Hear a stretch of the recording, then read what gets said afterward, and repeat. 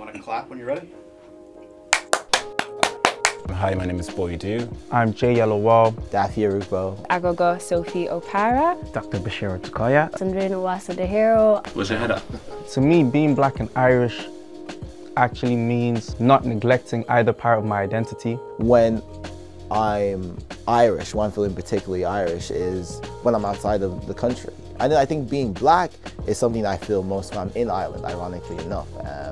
You're no longer the expert on being Irish, you're the expert on being black. This fusion is very, very unique, and we're still trying to get our identity, still trying to understand what this is and then really own it. To me, it's having Cotton Eye Joe play 1 minute and then the second minute it's Burna Boy. It's having that diversification of interests, of ideas, of values. More than that, it's been able to pick the good from either cultures and embracing them. I think it's really important to celebrate Black history in Ireland because, again, I think when you think of Black History Month, you only think about it from like an American perspective. So even out the gate, I think when we're celebrating Black History Month, and you have to highlight, you know, the Malcolm X and Martin Luther Kings, but you need to talk about like the important moments from Nigerian history, Ghanaian history, like South African history, and understand that blackness in of itself is extremely diverse. I think it's important for the next generation to know that people like us exist, and it's okay to be people like us. It's okay to have a Nigerian mom and dad and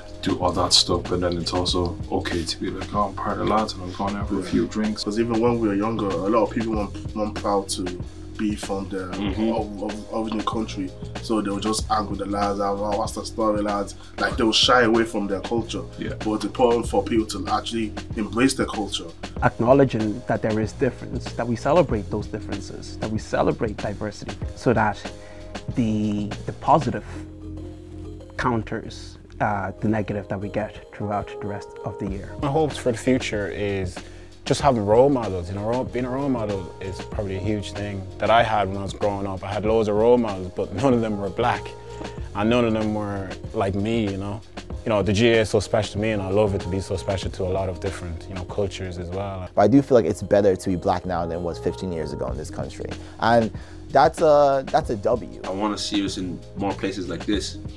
I want to see us at the top of different industries that, as a kid, you only dream to be in. I want people to respect us beyond how we can contribute to talks about racism, how we can contribute to talks about discrimination. I want people to see that we have intellect, we are talented, we have something to offer. Like upholding the importance of the other voice, specifically like just Africans, and how Africans in the diaspora again are like just contributing to so much things that we're just not giving credit to. So yeah, that'll be, and then to be on Oprah, but look, we'll see, If you don't see that person, become them.